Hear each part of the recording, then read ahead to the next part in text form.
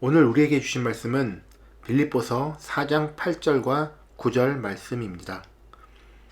끝으로 형제들아, 무엇에든지 참되며 무엇에든지 경건하며 무엇에든지 옳으며 무엇에든지 정결하며 무엇에든지 사랑받을 만하며 무엇에든지 칭찬받을 만하며 무슨 덕이 있든지 무슨 기림이 있든지 이것들을 생각하라. 너희는 내게 배우고 받고 듣고 본 바를 행하라. 그리하면 평강의 하나님이 너희와 함께 계시리라. 아멘. 이 땅의 수많은 피조물들 중에서 우리 인간이 특별한 점이 있습니다. 하나님의 형상에 따라 지음을 받았고 하나님께서 생기를 불어넣어 주셔서 생명을 얻었다는 것입니다.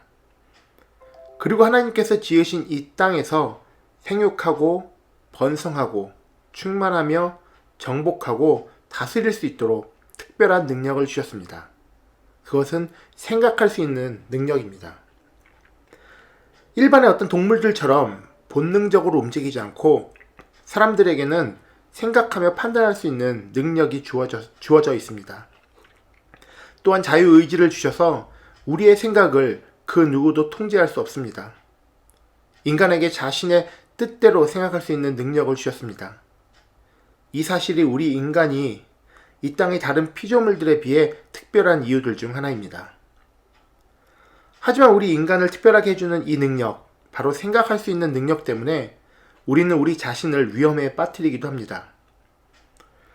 대표적인 사건이 이 땅의 첫 인간들이었던 아담과 하와의 에덴 동산 불순종 사건일 것입니다. 하나님께서는 동산 각종 나무의 실과는 너희가 임의로 먹되 선악을 알게 하는 나무의 실과는 먹지 말라. 내가 먹는 날에는 정령 죽으리라 라고 말씀하셨습니다. 하지만 하와는 하나님의 말씀을 자기의 생각대로 가감하여 하나님의 말씀을 왜곡하고 결국 뱀의 유혹에 넘어가 불순종의 죄를 저지릅니다. 그렇게 죄가 우리 인간에게 들어왔습니다. 지금 우리들의 모습도 마찬가지입니다. 하나님을 믿고 주님의 뜻대로 살고자 하지만 모든 순간 우리의 생각은 핑계를 만들어냅니다. 그리고 결국 타협안을 찾아갑니다. 물론 그 타협안이 우리가 생각하기에 타협안일 뿐, 우리의 만족을 채워줄 뿐, 결국은 말씀을 벗어난 죄인 것입니다. 말씀 앞에서는 타협이 없습니다. 모든 상황, 모든 순간에서 하나님의 말씀이 절대적 기준이 되어야 합니다. 한 점 한 획의 왜곡이나 변형 없이 말씀을 믿고 순종해야 합니다. 그래서 오늘 본문에서도 반복되고 있는 단어가 있습니다. 바로 무엇에든지입니다. 사도 바울은 오늘 본문에서 참되고 경건하며 옳으며 정결하며 사랑받을 만하며 칭찬받을 만하며 라며 주 믿는 성도들로서의 자세를 정리하고 있습니다. 무엇보다도 그 조건이 무엇에든지입니다. 상황이나 환경에 맞춰서 혹은 대하는 사람에 따라서 융통성 있게 그런 모든 조건들을 떠나서 언제 어디서든입니다. 이 무엇에든지라는 말을 숱하게 반복하는 모습을 보면 우리 인간이 얼마나 연약하여서 쉽게 말씀의 기준이 흔들리는지 하나님의 걱정이 무척이나 크셨다는 것을 짐작해 볼 수 있습니다. 가끔은 그런 생각을 해봅니다. 왜 하나님께서는 우리에게 자유의지를 주셨을까? 생각할 수 있는 능력을 주셔서 우리 뜻대로 말씀을 자르고 붙이면서 이렇게 왜곡시켜 우리가 원하는 대로 우리 유리한 대로 새 기준을 세워 죄를 범하게 하실까? 사실 그렇게 하라고, 그렇게 죄를 범하라고 하나님께서 우리에게 생각할 수 있는 능력을 주신 것은 당연히 아닙니다. 하나님께서는 자신을 닮은 우리와 교제하며 함께 살기 원하셨습니다. 주께서 지으신 이 세계를 맡기시고자 정복하고 다스릴 수 있도록 주님을 닮은 생각할 수 있는 우리를 원하셨습니다. 하지만 마치 물이 높은 곳에서 낮은 곳으로 흐르듯 우리의 죄된 본성은 죄를 향해 달려가곤 합니다. 그래서 우리는 마치 펌프로 물을 다시 끌어올리듯 끊임없이 우리 자신의 생각을 바르게 잡아줘야 합니다. 오늘 본문이 바로 그것입니다. 쉬지 말고 언제나 어디서나 즉 무엇에든지 참되며 경건하며 옳으며 정결하며 사랑받을 만하며 칭찬받을 만한 생각을 하라는 것입니다. 물론 이는 주님을 향해서입니다. 말씀을 기준으로 참되고 바르며 주님께 칭찬받을 만한, 사랑받을 만한 생각이어야 합니다. 그럼에도 우리의 연약함으로 우리는 흔들립니다. 사실 죄된 본성을 온전히 이길 힘이 우리에게는 없습니다. 그것이 가능하다면, 옳고 바른 것이 무엇인지 알고 또 아는 대로 행할 수 있다면 율법만으로도 우리에게 충분했을 것입니다.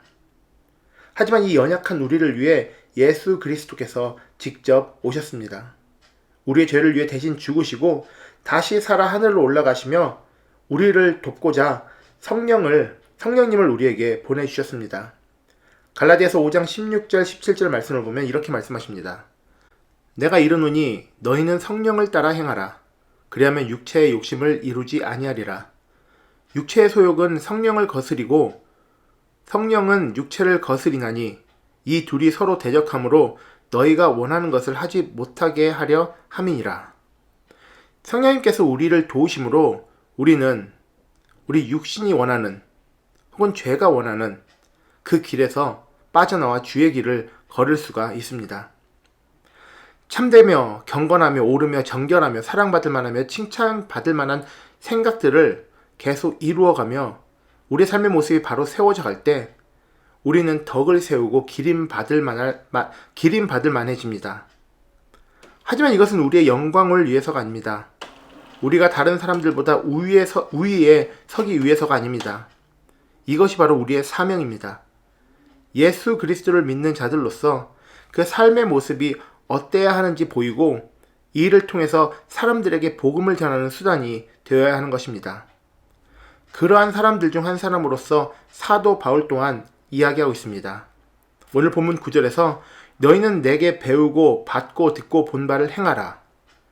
앞서 믿는 사람으로서 본을 보이고 있는 사도 바울의 자신의 삶의 모습, 즉 참되고 경건하며 옳으며 정결하며 사랑받을 만하며 칭찬받을 만한 모습으로 그는 덕을 세우고 기림받을 만하며 그렇게 사람들에게 믿음의 본이 되고 있습니다.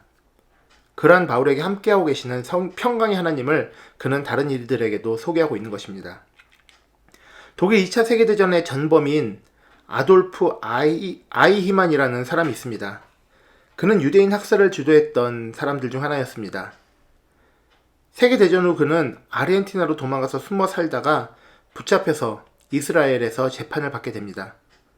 이때 한나 아렌트라는 정치 철학자가 재판에 8개월 동안 참관하면서 예루살렘의 아이히만이라는 책을 썼습니다.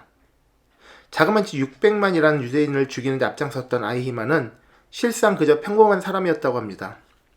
살인마 같은 외모는커녕 그냥 동네 아저씨 모습의 자상한 아버지였고 이웃의 평판이 좋은 그런 사람이었다고 합니다. 그는 끝까지 자신의 결백을 주장했습니다. 자신이 유태인을 직접 죽이라고 명령한 적이 없고 그저 시키는 대로만 했을 뿐이라는 것입니다. 군인으로서 시키는 대로 하지 않는 것이 오히려 불법이라는 것입니다. 그를 지켜본 한나 아렌트는 그의 책 마지막에 이렇게 쓰고 있습니다. 아이만 아주 근면한 인간이다. 근면성 자체는 결코 범죄가 아니다. 그럼에도 그가 유죄인 명백한 이유는 무사유 때문이다. 생각하지 않는 아이만은 생각하지 않음으로써 자신의 일에 의문을 제기하지 않은 채 생각 없이 잘못된 권위에 동조하고 돌이킬 수 없는 악행을 저질렀습니다. 하지만 이와 반대의 사람이 있습니다. 쉰들러 리스트라는 영화로 유명한 오스카 쉰들러라는 사람입니다. 같은 시대인 2차 세계대전 시대에 같은 독일인이었습니다. 그는 원래 악독한 사업가였습니다. 억압받고 있는 유태인들을 이용해서 값싼 노동력을 착취해서 군수품 공장으로 큰 부를 쌓았습니다. 하지만 나치의 유태인들에 대한 학살 장면을 보며 그는 변했습니다. 무엇이 바른 것인지 생각을 했고 바른 행동을 하고자 뇌물을 써서 유태인들을 빼돌려 구하게 됩니다. 결국 전쟁이 끝날 때까지 1100명의 유태인들이 그 덕분에 목숨을 구했습니다. 지금 우리는 어떤 생각을 하고 있습니까? 우리는 끊임없이 참되며 경건하며 옳으며 정결하며 사랑받을 만한 칭찬받을 만한 생각으로 우리를 채워야 합니다. 상황과 환경에 생각 없이 끌려가지 않기 위해서 항상 나의 모습이 어떠한지 반문하며 우리를 힘써 당기고 있는 죄로부터 멀어져야 합니다. 선한 길로 들어서서 주님과 동행할 수 있어야 합니다. 생각이 행동을 낳고 그 행동에 성령님의 도우심이 있을 것이며 이를 통해 우리가 주께 영광 돌릴 때 평강의 하나님께서 우리와 함께 해주실 것입니다.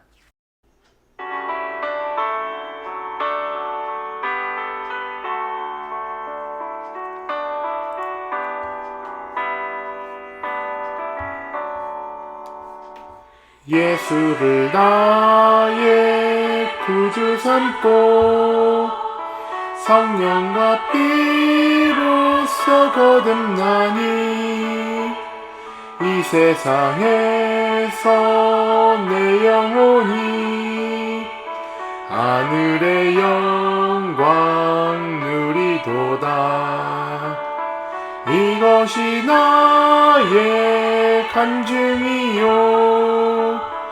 이것이 나의 찬송일세. 나 사는 동안 끊임없이 구주를 찬송하리로다. 주 안에 기쁨 누림으로 마음의 풍랑이 잔잔하니 세상과 나는 간 곳 없고 구속한 주만 보이도다. 이것이 나의 간증이요 이것이 나의 찬송일세. 나 사는 동안 끊임없이 구주를 찬송하리로다.